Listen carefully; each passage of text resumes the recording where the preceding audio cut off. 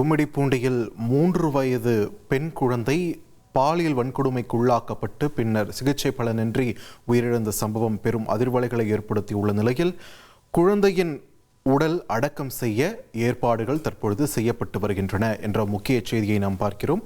கூடுதல் விவரங்களோடு இணைகிறார் எமது செய்தியாளர் சாமிநாதன். வணக்கம். தற்பொழுது என்ன நிலவரம்? குழந்தையோட உடல் நல்லடக்கம் செய்ய சுடுகாட்டிற்கு எடுத்து செல்லப்பட்டு விட்டதா? எப்போ அடக்கம் செய்ய இருக்காங்க? விரிவான தகவல்களை பதிவு பண்ணுங்க.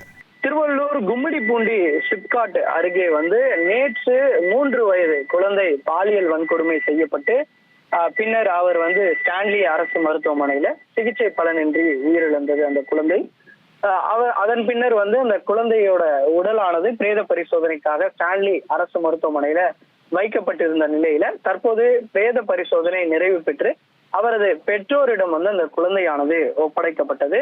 பின்னர் அந்த குழந்தையோட உடலை ஆம்புலன்ஸ் மூலமாக கும்மிடிப்பூண்டி அந்த சிப்காட் அருகே அவரது வீட்டிற்கு கொண்டு செல்லப்பட்டிருக்கிறது.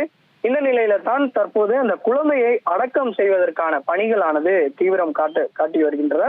குறிப்பாக கும்மிடிப்பூண்டி சிப்காட் அருகே புதுப்பேட்டை சுடுகாட்டுல குழந்தையோட உடலை அடக்கம் செய்ய இந்த ஏற்பாடுகளானது தீவிரமாக நடந்து வருகிறது.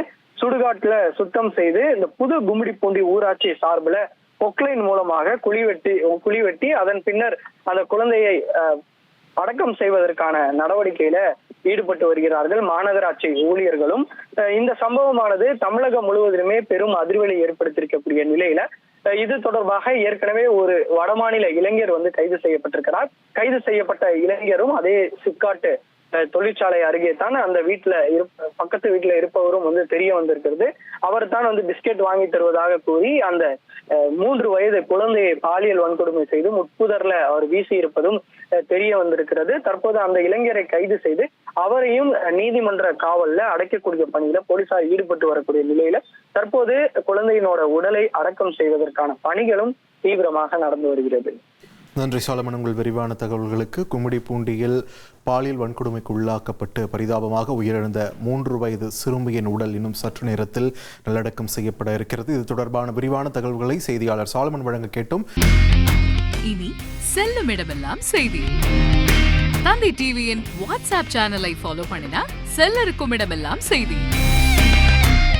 இதோ QR கோட் இப்பவே ஸ்கேன் பண்ணுங்க, ஃபாலோ பண்ணுங்க.